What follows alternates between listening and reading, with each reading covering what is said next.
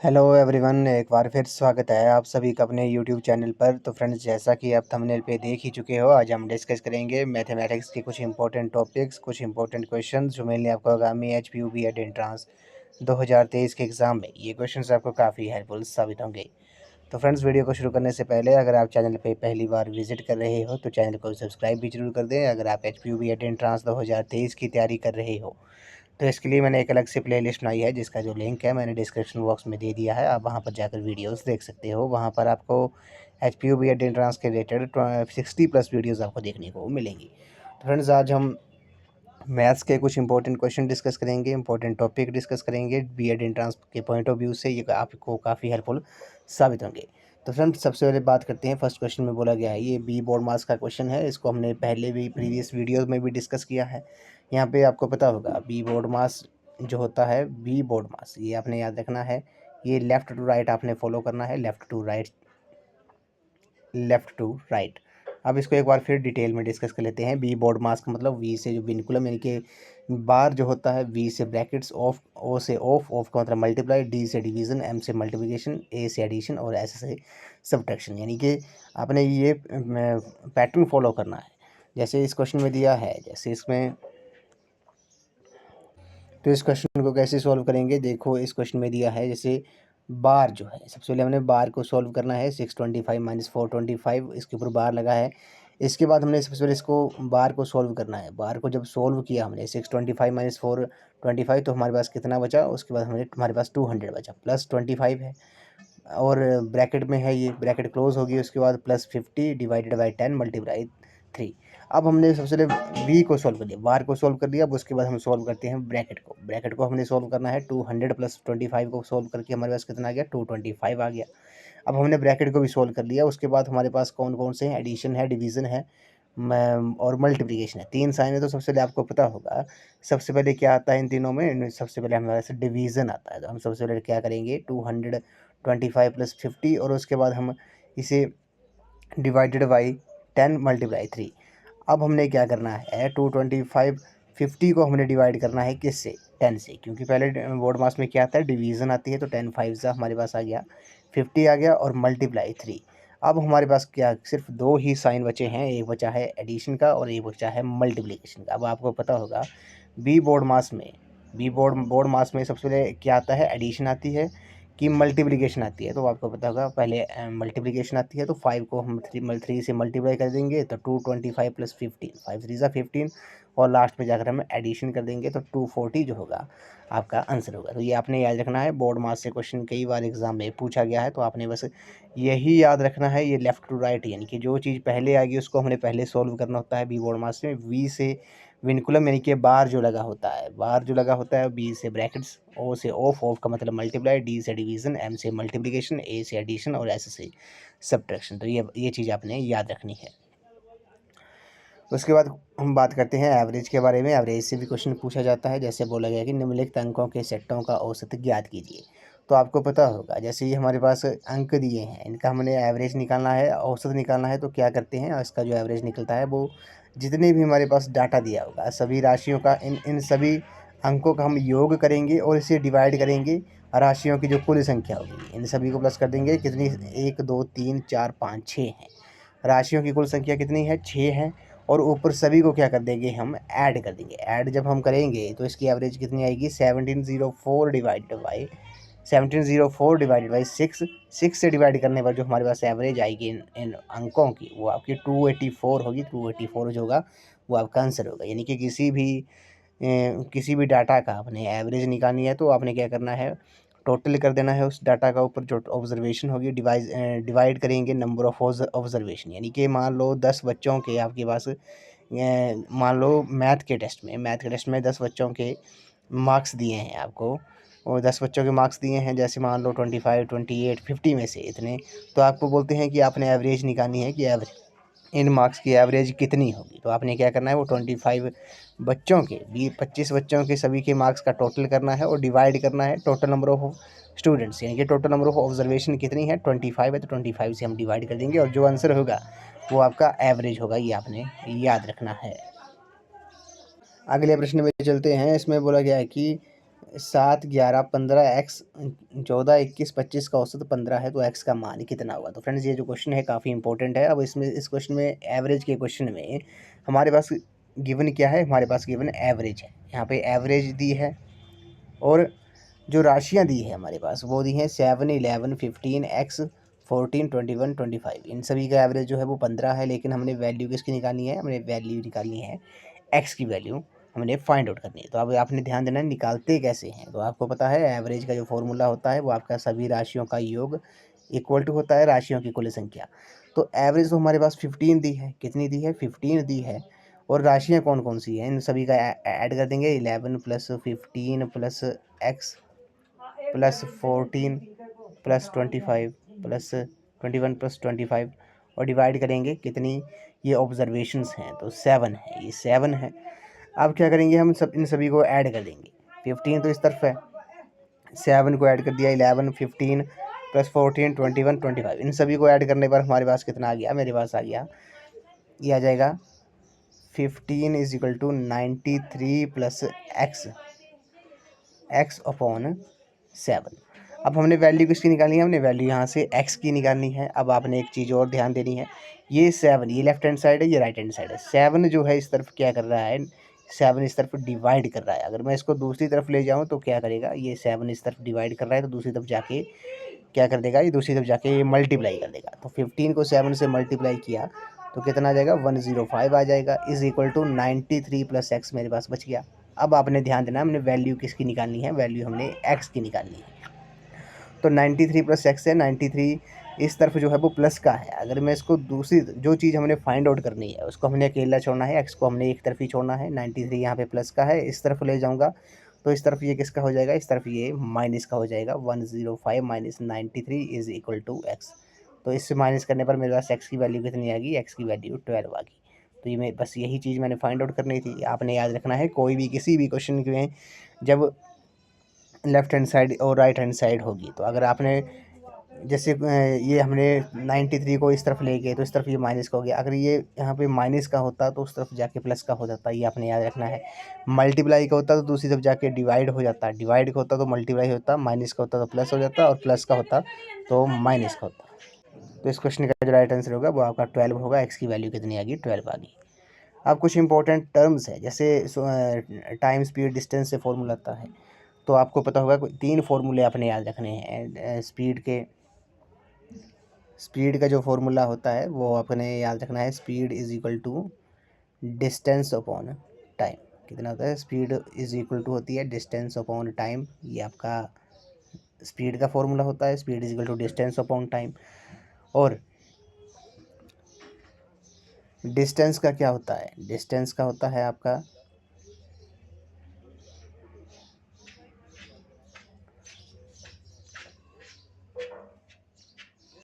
तो 3 फॉर्मूले हमने डिस्कस करने हैं। जैसे speed is equal to distance upon time होता है, स्पीड का ये फॉर्मूला होता है।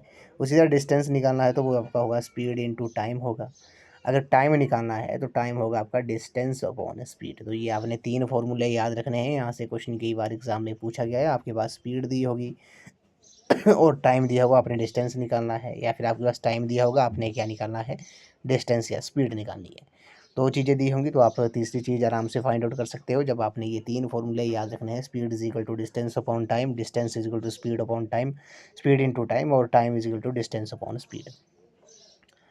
अब हम बात करते हैं जब आपके पास स्पीड जो है वो आपकी किलोमीटर पर आवर में दी है। ये आपने याद रखना है। मान लो आपके पास स्पीड दी है 72 किलोमीटर पर आवर, ये आपके पास स्पीड दी है। अब आपने ये मीटर पर सेकंड में स्पीड चेंज कर दी। क्या करना है, जब आपके पास स्पीड जो है किलोमीटर पर आवर में दी है, आपने मीटर पर सेकंड में इसको चेंज करना है।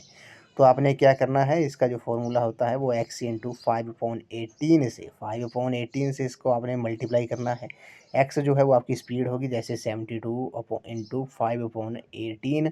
तो इसको जब हम सॉल्व करेंगे तो 18 4 आपका 72 हो जाएगा, तो 20 मीटर पर सेकंड, ये आपने याद रखना है। ये फॉर्मूला किसका है, जब आपके पास स्पीड किलोमीटर पर आवर में दी होगी तो आपने चेंज करना है इसको मीटर पर सेकंड में, तो आपने 5/18 से इसको मल्टीप्लाई करना है। तो मल्टीप्लाई करके मेरे पास कितनी स्पीड आ गई, 20 मीटर पर सेकंड आ गई। ये आपकी मीटर पर सेकंड में है स्पीड, ये आपने याद रखना है। उसी तरह अगर आपके पास स्पीड जो है वो दी है आपके पास मीटर पर सेकंड में, किसमें दी है, मीटर पर सेकंड में स्पीड दी है आपको, आपने इसको किलोमीटर पर आवर में चेंज करना है, तो अब इसका ऑपोजिट हो जाएगा। आपने क्या करना है, एक्स इंटू 18/5 से इसको आपने मल्टीप्लाई करना है। किससे करना है, 5 से इसको मल्टीप्लाई करना है, तो आपकी जो स्पीड आएगी वो किस में आ जाएगी, वो किलोमीटर पर आवर में आ जाएगी। एक्स जो है वो स्पीड है, इंटू 18 प्लस 18/5, 5 6 से आपका हो जाएगा 30, तो 18 को 6 से कर दो तो आंसर क्या आ जाएगा आपका, 108 किलोमीटर पर आवर जो होगी वो आपकी स्पीड होगी, किसमें, किलोमीटर पर आवर में। तो ये आपने याद रखना है, यहाँ से क्वेश्चन कई बार पूछा गया है। एक्स की स्पीड, अगर आपके पास स्पीड जो है वो मीटर पर सेकंड में चेंज करनी है, तो आपने क्या करना है, एक्स इंटू 5/18, और अगर स्पीड आपके पास मीटर पर सेकंड में है तो किलोमीटर पर आवर में चेंज करनी है, तो x into 18/5 kilometre per hour speed हो जाएगी। तो ये आपने याद रखना है, यहाँ से क्वेश्चन कई बार पूछा गया है। अब हम बात करते हैं मल्टीपल्स के बारे में। कुछ इंपॉर्टेंट टर्म्स है, जैसे मल्टीपल क्या होता है, तो मल्टीपल ऐसी संख्याएं जो किसी दी गई संख्या से पूर्णतः विभाजित हो जाती हैं। तो ऐसी संख्याएं जो किसी दी हुई संख्या से पूर्णतः विभाजित हो जाती हैं, तो दी गई संख्या का वो मल्टीपल कहलाती है। जैसे 5, 10, 15, 20 जो है, ये सभी संख्याएं जो है वो 5 के मल्टीपल हैं, ये आपने याद रखना है। उसी तरह कॉमन मल्टीपल क्या होते हैं, कॉमन मल्टीपल होते हैं ऐसी संख्याएं जो दी गई दो या दो से अधिक संख्याओं में से प्रत्येक से पूर्णतः विभाजित हो, उन्हें कॉमन मल्टीपल कहा जाता है। जैसे 3 व 5 के मल्टीपल जो है वो कौन कौन से हैं, वो 15 और 30 हैं, ये आपने याद रखना है। एलसीएम की बात करते हैं, लीस्ट कॉमन मल्टीपल के बारे में, लघुत्तम समवर्ती के बारे में। तो वे छोटी से छोटी संख्या जो दी गई संख्या जो दी गई दो या दो से अधिक संख्याओं में से प्रत्येक से पूर्णतः विभाजित हो, दी गई संख्याओं का एलसीएम कहलाती हैं। लघु एलसीएम को संक्षेप में एलसीएम लिखते हैं, ये आपने पता है, याद पता है। जैसे 3 व 5 के एलसीएम होंगे 15, 30, 45 हैं, इनमें सबसे छोटा समवर्ती 15 है, इसलिए 3 व 15 का जो लघुत्तम समवर्तक है वो आपका 15 है, ये आपने याद रखना है। एलसीएम फाइंड आउट करने के कई तरीके हैं, जैसे प्राइम फैक्टराइजेशन मेथड से भी निकाल सकते हैं। जैसे आपको पता होगा, मैंने निकालना है 10 का, तो 10 का एलसीएम कैसे निकालूंगा, 2 5 ज़ा 10 हो जाएगा और 5 1 ज़ा 5 हो जाएगा। तो 10 का एलसीएम कितना आ जाएगा, 10 ही आ जाएगा। ये प्राइम फैक्टराइजेशन होता है, ये भी आपने याद रखना है। उसी तरह बात करते हैं फैक्टर्स क्या होते हैं। फैक्टर्स भी काफ़ी इंपॉर्टेंट है, ऐसी संख्याएं जो किसी दी गई संख्या को पूर्णतः विभाजित कर देती है। दी गई संख्या के वे गुणनखंड या फैक्टर कहलाते हैं। जैसे 1, 2, 5, 10, 15 तथा 30 संख्या के 30 फैक्टर हैं, ये आपने याद रखना है। तो ये इसको हम फैक्टर कहते हैं। अब बात करते हैं कॉमन फैक्टर क्या होते हैं, समवर्तक क्या होते हैं। ऐसी संख्याएं जो दी गई दो या दो से अधिक संख्याओं को अलग अलग विभाजित कर देती हैं, दी गई संख्याओं का वही समवर्तक कहलाती हैं। जैसे 15, 30, 45 के 5 पूर्णतः विभाजित करता है, यदि 5 दी गई संख्याओं 15, 30, 45 का समवर्तक है, ये आपने याद रखना है। उसके बाद हम बात करते हैं, यहाँ से क्वेश्चन पिछली बार भी पूछा गया था, इसको आपने स्टार लगा लेना है, क्योंकि आई थिंक 2021 या 22 में पॉइंट्स में डेसिमल में आपसे एलसीएम पूछा गया था। क्वेश्चन में बोला है 1.2, 0.24, 0.036 का लघुत्तम समवर्तक कितना होगा, एलसीएम कितना होगा। तो हमने ये प्राइम फैक्टराइजेशन से निकालना है। अब कैसे निकालना है आपको बता देता हूँ। ये हमने 36 इंच का निकाल लिया, पॉइंट में अब देखना है। तो 2 6 या 12 हो जाते हैं, 2 12 ज़ा ये आ गया, 2 ये आ गया 18। अब 2 3 ज़ा 6, 2 6 ज़ा 12 और 2 9 ज़ा 18। अब ये 2 से डिवाइड हो जाता है, 2 3 ज़ा ये आ गया आपका 9। अब कंप्लीट हो जाएगा ये डिवाइड किससे, 3 से। अब 3 से ये डिवाइड हो गया, ये 3 से आ गया, और लास्ट में भी ये 3 से डिवाइड हो जाएगा। अब आपने देखना है इसका जो एलसीएम आता है, अब इसका जो एलसीएम आ जाएगा वो आपने क्या करना है, जो इसके फैक्टर आ गए वो आपने इनको मल्टीप्लाई कर देना है। 2 multiply 2 multiply 2, 2 multiply 2 multiply 2 multiply 3 multiply 3। अब 2 2 ज़ा 4, 4 2 ज़ा 8, 8 3 ज़ा 24, 24 3 ज़ा 72। तो 72 जो होगा वो 1.2, 0.24, 0.036 का ये एलसीएम होगा। तो 72 जो होगा वो आपका करेक्ट आंसर होगा। तो आपको लग गया पता कि एलसीएम कैसे निकालते हैं। तो 72 जो होगा इस क्वेश्चन का राइट आंसर होगा। उसी तरह अगला जो प्रश्न है, इसमें आपने इसका आपने स्क्रीनशॉट ले लेना है और आपने इसका मेरे को एलसीएम निकाल के कमेंट सेक्शन में ज़रूर बताना है कि 0.550 का एलसीएम कितना होगा। ये आपने सॉल्व करके मेरे को कमेंट सेक्शन में इसका आंसर बताना है। अब बात करते हैं जब हमारे पास फ्रैक्शन में दिया होगा। जैसे मान लो फ्रैक्शन में हमें एलसीएम निकालने के लिए बोला है, जैसे 3/7, 8/14 और 2/7। अब जब आपने फ्रैक्शन में इसका एलसीएम निकालना है तो आपको पता होगा ऊपर वाली, जैसे यह है 3/7 है। 3/7 में ऊपर वाली संख्या को क्या कहते हैं? न्यूमरेटर कहते हैं, अंश कहते हैं हिंदी में, और नीचे वाले को डिनोमिनेटर कहते हैं, हर कहते हैं। जब आपके पास इस टाइप का क्वेश्चन आ जाता है कि इसका आपने एलसीएम निकालना है तो आपने याद रखना है ये होता है एलसीएम ऑफ न्यूमरेटर। ये आपने याद रखना है एलसीएम ऑफ न्यूमरेटर होगा divided by HCF of denominator. ये आपने याद रखना है। यहाँ से क्वेश्चन कई बार पूछा गया है, जब आपसे बोलेंगे कि एलसीएम क्या होगा, एलसीएम ऑफ फ्रैक्शन क्या होगा, तो एलसीएम ऑफ फ्रैक्शन क्या होता है? LCM of numerator upon HCF of denominator होता है। तो आपने एलसीएम किसका लेना है? एलसीएम आपने लेना है 3/8/2 का।